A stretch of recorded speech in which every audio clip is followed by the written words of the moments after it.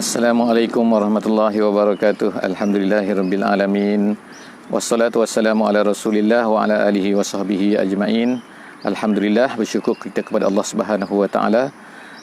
Pada pagi ini kita dapat bersama-sama lagi semula insya-Allah dalam tadabbur setiap muka surat daripada Al-Quran. Alhamdulillah, pagi ini kita akan bersama-sama insya-Allah di muka surat 532 insya-Allah. Kita akan bersama-sama pada pagi ini di surah Ar-Rahman. Surah Ar-Rahman ayat yang ke-17 sehingga ayat yang ke-40 insya-Allah. Moga-moga sahabat-sahabat yang bersama-sama dengan saya pada pagi ini yang dapat bersama-sama mengikuti sesi ini, dan juga mungkin yang akan mendengar recordingnya selepas daripada ini, moga-moga Allah Subhanahu wa taala untuk mengambil manfaat daripada apa yang akan kita dapat pada hari ini.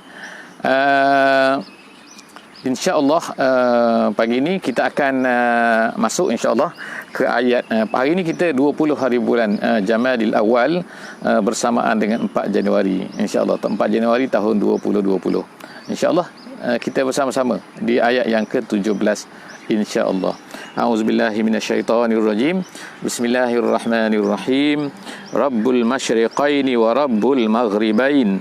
Fabi ayyi ala'i rabbikuma tukazziban. Marajal bahraini yaltaqiyan. Bainahuma barzakhun la yabghiyan. Fabi ayyi ala'i rabbikuma tukazziban. Alhamdulillah. Itulah beberapa ayat yang kita kita baca pada pagi ini untuk kita moga-moga mendapat keberkatan insya-Allah di pagi ini insya-Allah. Ayat ini sebenarnya sebagaimana yang telah kita baca sebelum daripada ni, surah Ar-Rahman ini adalah dengan namanya, iaitu limpahan kurnia Allah Subhanahu wa taala. Banyak perkara yang Allah Subhanahu wa taala telah berikan kepada manusia, kepada sesiapa saja, sama ada orang itu beriman, orang itu tidak beriman, dia telah mendapat nikmat yang banyak daripada Allah Subhanahu wa taala. Jadi Allah Subhanahu wa taala sebutkan semua nikmat-nikmat yang ada ni kan. Jadi melalui surah ini kita akan lihat, dan kemudian Allah Subhanahu wa taala akan ulang bertanya-tanya kepada manusia dan juga kepada jin, mana lagi kan yang nikmat Allah taala yang kamu nak dustai, yang kamu nak tolak, yang kamu nak kata tidak dan sebagainya kan. Jadi pada ayat ni insya-Allah pada minggu ni pada hari ini kita akan bersama-sama insya-Allah untuk melihat lagi kan sambungan daripada nikmat-nikmat yang Allah Subhanahu wa taala ceritakan kepada kita. Dan selepas daripada itu kemudiannya di dalam sebahagian selepas daripada itu dalam muka surat ini kita akan lihat bahawa Allah Subhanahu wa taala juga akan bertanya dan juga menceritakan kepada manusia dalam suasana yang baru, iaitu suasana hari kiamat, di mana apa yang akan berlaku pada hari kiamat. Jadi Allah taala telah setelah daripada menceritakan nikmat-nikmatnya kepada kita semua, jadi Allah kemudian bertanya kepada manusia, kamu tahu tak apa yang akan berlaku kepada kamu nanti di hari kiamat nanti, begini keadaannya. Jadi insya-Allah kita tengok daripada ayat-ayat ini insya-Allah. Jadi yang pertamanya pada ayat yang ke-17 ni, hari ni kita ayat 17 hingga 40 insya-Allah daripada surah Ar-Rahman. Yang pertamanya Allah Subhanahu wa taala mengatakan bahawa dia adalah Tuhan Rabbul masyriqain wa rabbul maghribain, iaitu dia adalah Tuhan dua masyrik dan juga dua maghrib. Apa maksud dua masyrik dan dua maghrib ni? Iaitu majoriti ulama mengatakan maksudnya ialah musim sejuk dan juga musim panas. Maghribain ni ialah tempat jatuhnya matahari. Jadi maknanya Allah Taala kata dia adalah Tuhan yang berkuasa, yang menguasai, yang menjaga, yang iaitu apa? Dua tempat naik matahari dan juga dua tempat jatuhnya matahari. Jadi maksud tadi ialah apa kan? Pada musim panas tempatnya lain, pada musim sejuk tempatnya lain. Bagi orang yang mempunyai musim panas dan juga musim sejuk lah. Kita yang berada di Khatul Istiwa ni, yang berhampiran dengan Khatul Istiwa lah, walaupun agak tidaklah menepati betul-betul, juga akan dapat melihat kan, waktu subuh kadang-kadang kan naik dia berbeza, kadang-kadang waktu naik mataharinya berbeza dari segi apa? Daripada segi waktu, dari segi tempatnya kan. Kadang-kadang matahari naik di sini, lepas tu kadang-kadang dia naik di sini pula kan. Dia bergerak kan. Jadi sebenarnya setiap hari matahari itu bergerak iaitu bergerak daripada kedudukan naiknya tu kan. Kadang-kadang naik sini kan. Jadi itulah maksudnya dua tempat naik, iaitu dua tempat waktu musim sejuk dan juga musim panas. Tetapi dalam ayat yang lain Allah Subhanahu Wa Taala sebut juga bahawa Allah ni adalah Rabbul Masyariq, iaitu Tuhan kepada tempat naiknya matahari. Jadi masyariq itu ialah jamak. Masyriq tempat naik matahari, masyriqain ni dua tempat naik matahari, dan kemudian masyariq tempat naik matahari. Jadi artinya setiap hari ini sebenarnya waktunya adalah berbeza, tempat kedudukannya adalah berbeza. Jadi Allah Subhanahu Taala mengatakan bahawa semua tempat ni, tempat naik matahari itu Allah Taala lah yang menentukan, yang menguasainya. Begitu juga tempat jatuh matahari. Fa bi ayyi ala'i rabbikuma tukadziban. Jadi apa lagi nikmat Tuhan kamu berdua, wahai jin dan juga manusia, yang kamu nak ingkari. Seterusnya ayat yang ke-19, marajal bahrain. Allah Taala menceritakan pula tentang laut. Lautnya juga adalah salah satu daripada pemberian Allah Subhanahu Wa Taala, iaitu Allah Taala maraja. Maraja ini artinya adalah arsala.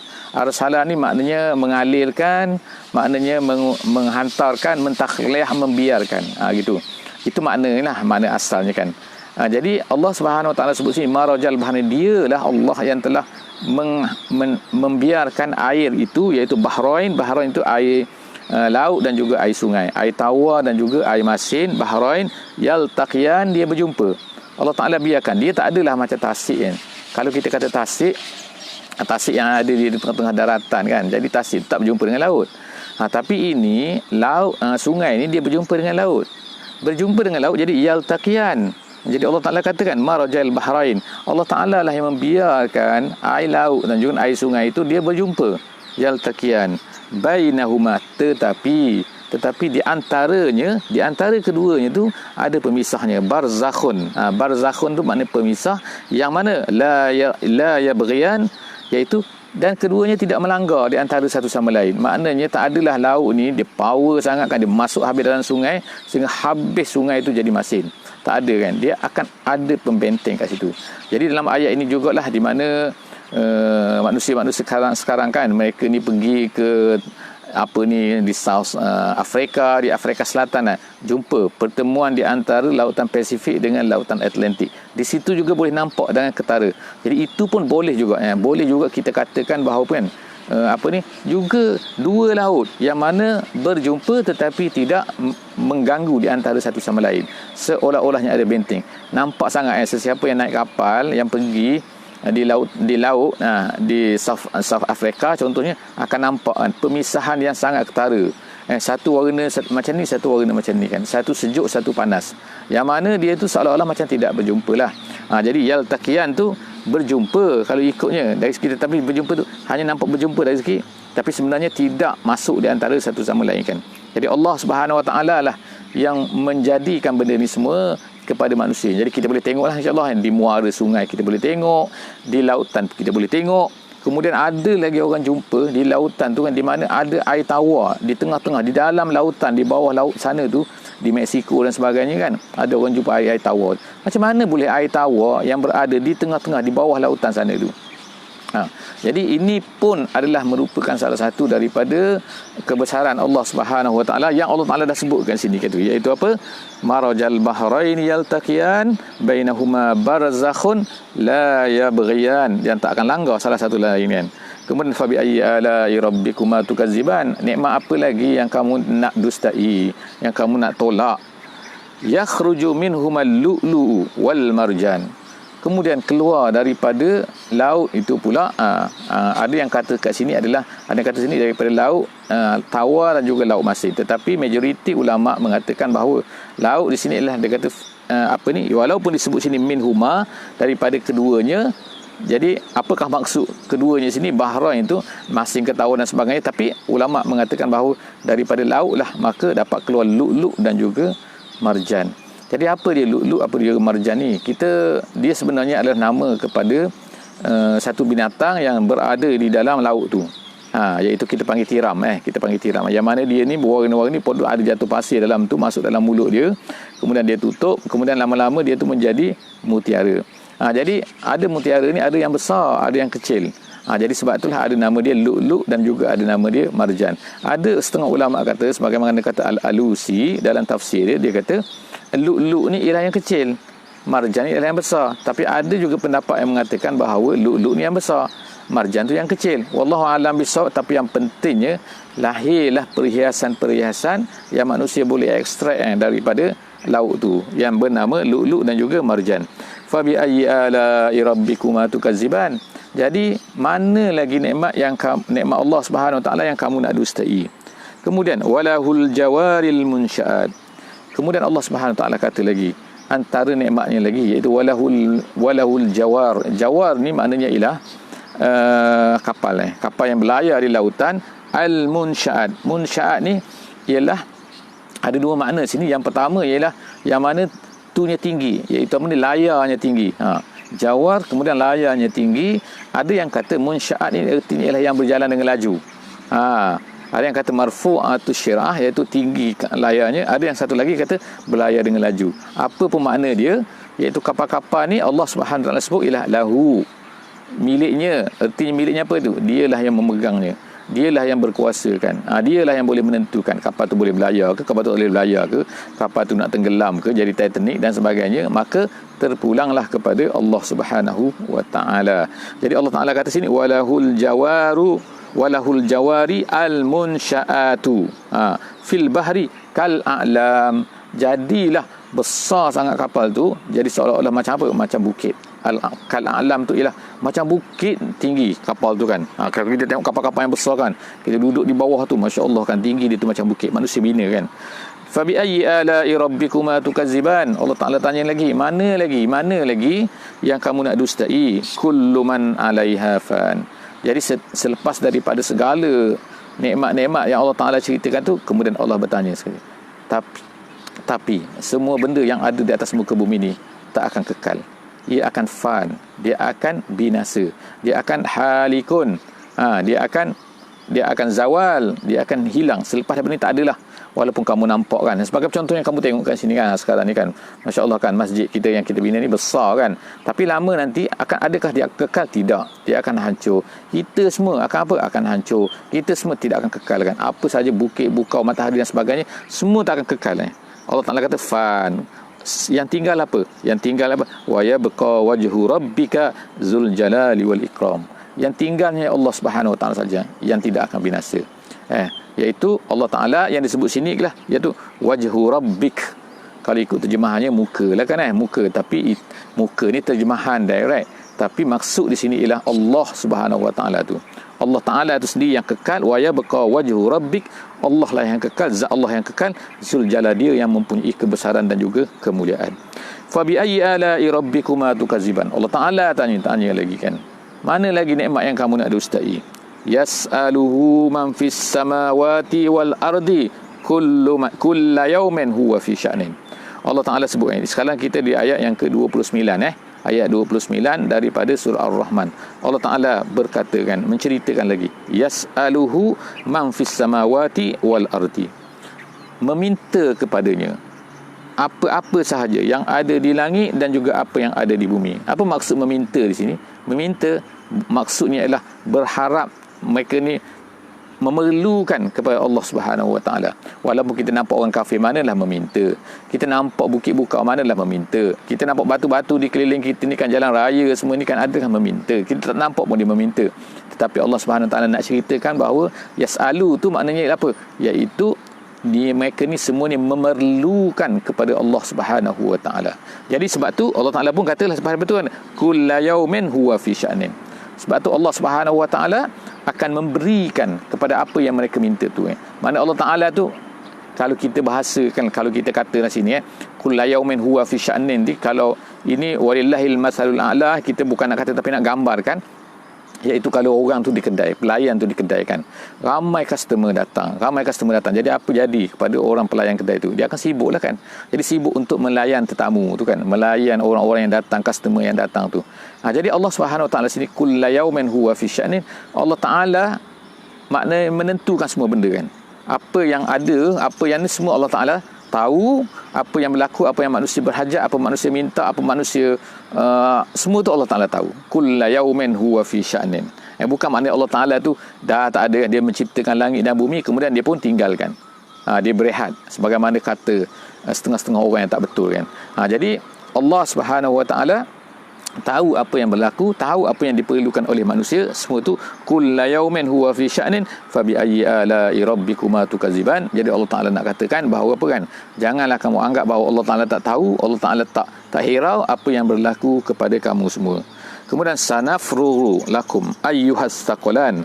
Allah Taala sebut lagi sanafruru. Sanafruru ni maknanya ialah ayat kita sekarang ni lah ayat 21 minta maaf, ayat 31 insya-Allah. Ayat 31 ni okey, jadi sebenarnya ayat ini adalah ancaman sebenarnya. Ancaman apa? Ancaman daripada Allah Subhanahu Wa Taala ke atas manusia. Kenapa? Kerana manusia ni dia nak kata apa kan, dia rasa macam tak apalah, mungkin Allah tak hirau kita lah dan sebagainya kan. Jadi Allah Subhanahu Wa Taala sebutkan nanti sanafrugu ni, kalau kita boleh terjemah sekarang ialah fokus kan.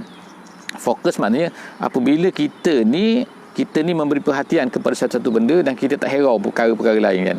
Kita seronok sangat, contohlah contoh manusia ni, kalau dia seronok sangat satu benda, kemudian dia fokus pada benda tu, kemudian dia tak hirau pada benda lain, itu kita kata faghara. Mana faghara. Jadi sanafruru, Allah Subhanahu Wa Taala sebutkan nanti kan, semua benda yang lain ni bukanlah fokus Allah Subhanahu Wa Taala. Di hari akhirat nanti Allah Subhanahu Wa Taala akan fokuskan kepada kita. Bukan maknanya Allah tak hirau, Allah tak tahu kan. Allah tak tahu gini kan, bukan maknanya macam tu. Tetapi Allah Subhanahu Wa Taala akan fokuskan kepada kita, iaitu jin dan juga manusia. Sebab jin dan juga manusia lah, mereka inilah yang akan dihisap oleh Allah Subhanahu Wa Taala. Yang lain itu memang Allah Taala jadikan dah Islam dah. Binatang dah Islam, batu-batu dah Islam, bukit dah Islam, langit bumi dah Islam kan. Yang menjadi masalahnya ialah manusia dan juga jin yang akan dipersoalkan oleh Allah SWT. Jadi Allah Taala kata sanafuru lakum ayyuhas thaqalan, wahai jin dan juga as-thaqalan tu maknanya yang dua yang memberat, iaitu jin dan juga manusia. Itulah yang akan dipertanyakan, yang akan Allah Taala fokuskan. Fa bi ayyi ala'i rabbikuma tukadziban. Kemudian seterusnya ya ma'syarul jinni wal insi, wahai semua jin, wahai semua manusia, in istata'tum an tanfuzu min aqtaris samawati wal ardi fanfuzu. Allah Ta'ala sekarang ni bertanya, tapi tanya di sini sebenarnya bukan tanya tak tahu, tapi tanya sini adalah, ulama kata adalah tanya iaitu untuk menunjukkan kepada cabaran, mencabar nak beritahu apa sebenarnya manusia ni lemah sebenarnya. Itu nak katanya, bukan nak cabar mana cabar tu, sebab dah tahu dah manusia ni memang lemah. Apa dia Allah Ta'ala kata kat sini? Allah Ta'ala kata wahai jin dan juga manusia, kalau kamu mampu, kamu nak keluar, nak lari tanfuzu ni maknanya lari daripada satu tempat. Tanfuzu maknanya al-khuruj minasyai'. Itu asalnya bahasa Arab kan. Al-khuruj minasyai' maknanya keluar daripada sesuatu. Keluar daripada, kalau mampu kamu keluar daripada bumi, kamu keluar daripada langit Allah Subhanahu Wa Taala ni. Siapa yang menciptakan bumi ni? Allah Taala. Siapa yang menciptakan langit ni? Allah Subhanahu Wa Taala. Jadi kalau kamu mampu sangat, kamu lari daripada langit dan bumi ni, kamu pergi kepada langit lain, kamu pergi kepada bumi lain. Nak pergi ke mana manusia ni? Nak pergi ke mana? Nak keluar daripada bumi, oksigen pun dah tak ada dah. Kan? Nak pergi ke Marikh, nak pergi ke ni, nak pergi ke mana lagi? Itu planet yang dekat kan. Yang jauh lagi, nak keluar daripada matahari, nak keluar daripada sistem semua sekali ni, tak mungkin. Jadi cabaran tu sebenarnya cabaran yang tidak mungkin. Jadi Allah Ta'ala nak katakan, kalau kamu ni ego sangat, wahai manusia dan juga jin, kalau kamu ni action sangat lah, kamu rasa kamu ni besar sangat lah kan, nak lawan Tuhan, tak nak duduk di bumi Tuhan ni, jangan ambil bumi Tuhan ni, jangan ambil apa yang ada dia, jadi lari semua, keluar daripada sini.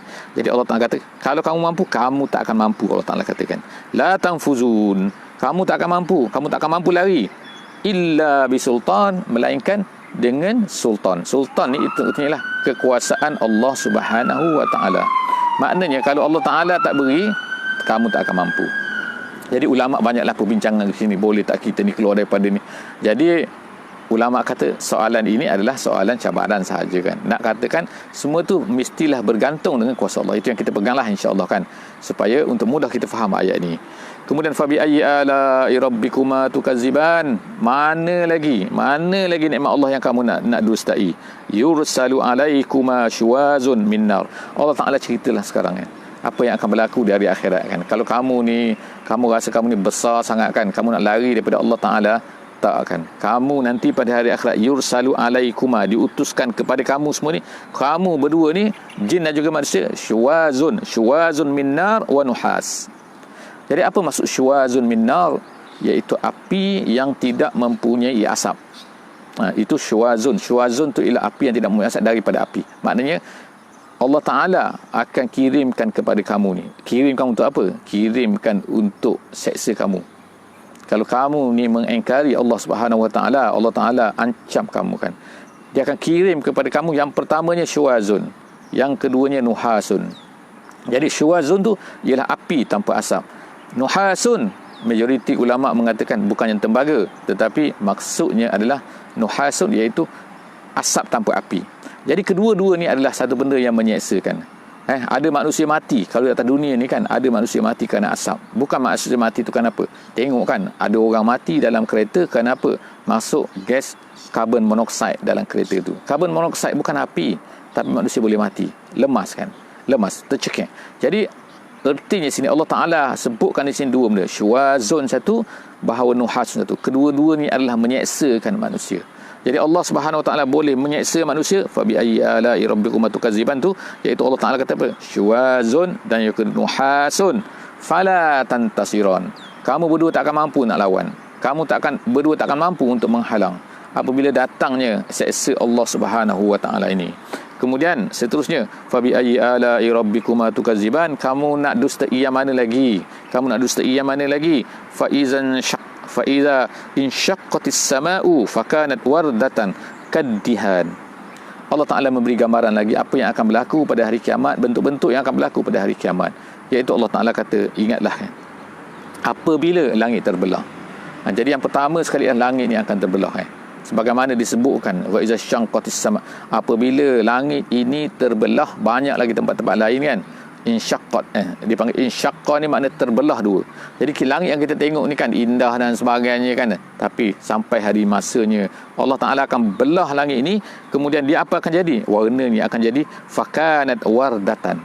Fakanat wardatan tu bukan dia jadi bunga, bukan dia jadi bunga mawar. Wardah tu ialah bunga mawar. Bunga kita bukan bunga apa ni, bunga orkid yang merah tu, bunga yang merah tu kan. Jadi dia akan jadi merah menyala, sesuatu yang menakutkan sebenarnya kan. Merah menyala seperti api api yang merah bukan api yang kuning.